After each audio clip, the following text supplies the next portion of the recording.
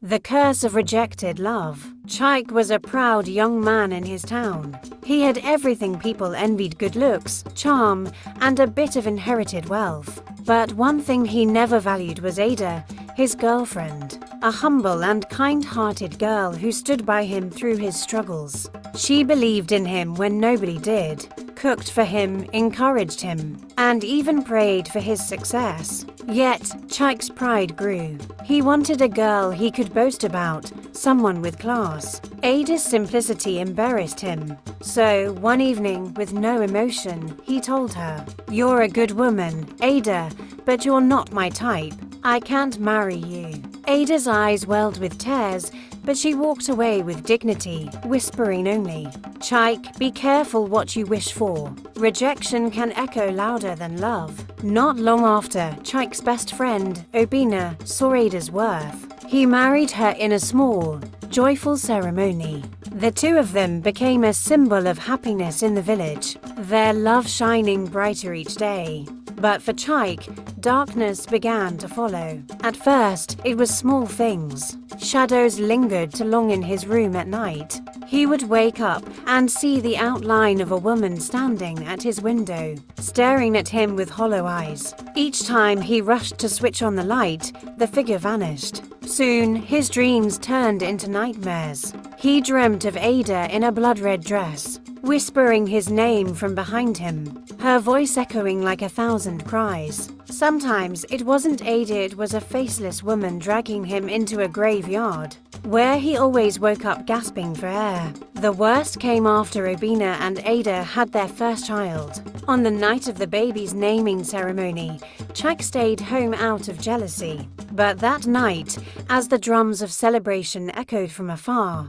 he felt icy fingers grip his neck. A female voice hissed into his ear, "You threw me away. Now I will never leave you." From then, he could no longer find peace. Every mirror he looked into reflected not his face, but Ada's weeping eyes. His house smelled of grave earth. His meals turned bitter in his mouth. Neighbors whispered that Chike was cursed not by Ada, but by the spirit of rejected love, a vengeful force said to haunt men who abandon pure-hearted women for pride. Chike tried everything: herbalists, pastors, even moving to another town, but the shadow followed him. His nights became filled with whispers of a woman's voice chanting, "You rejected love. Now love rejects you."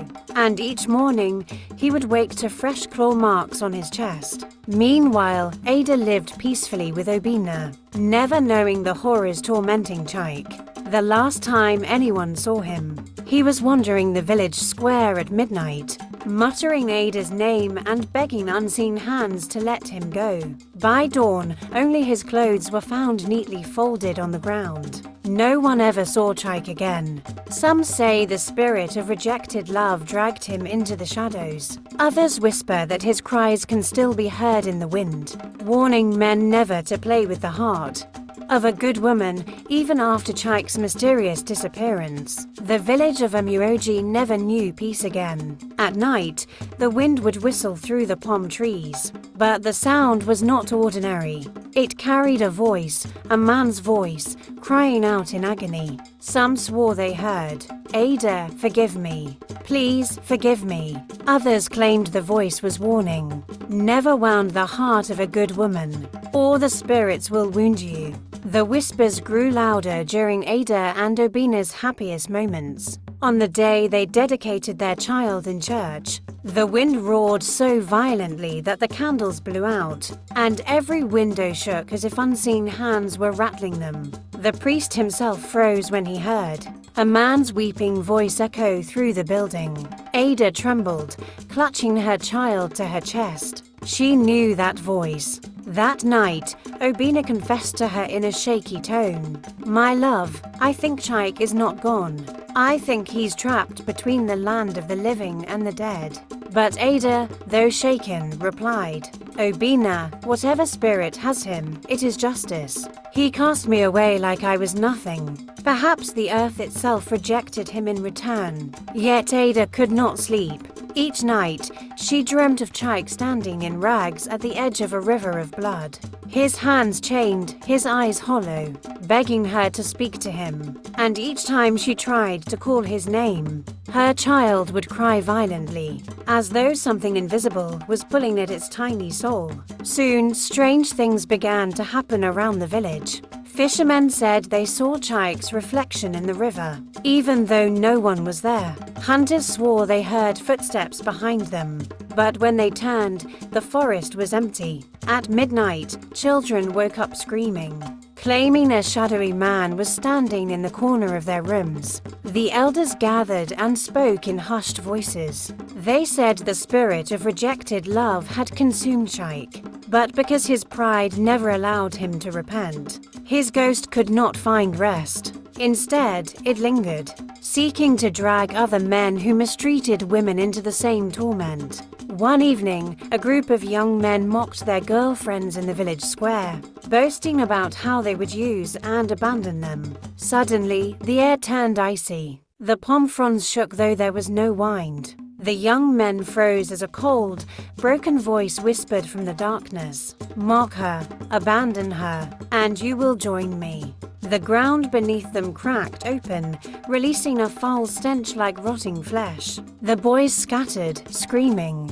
From that day, men in Amuoji feared breaking the hearts of good women, for Chike's cries were no longer just a warning. They were a curse that hunted the arrogant. Ada lived the rest of her life with a heavy heart. Though she was happy with Obina, the memory of Chike's tormented spirit never left her. Sometimes, when she walked to fetch water, she felt the wind brush her cheek like cold fingers and heard his faint whisper, "Ada, if I had known your worth, I would have died to keep you." But the horror was that he did die, and still, he was not free. Even now, villagers say when the Harmattan wind blows strongest at midnight, you can hear Chike's voice crying in the distance, a ghostly reminder that pride and rejection can bind a soul forever.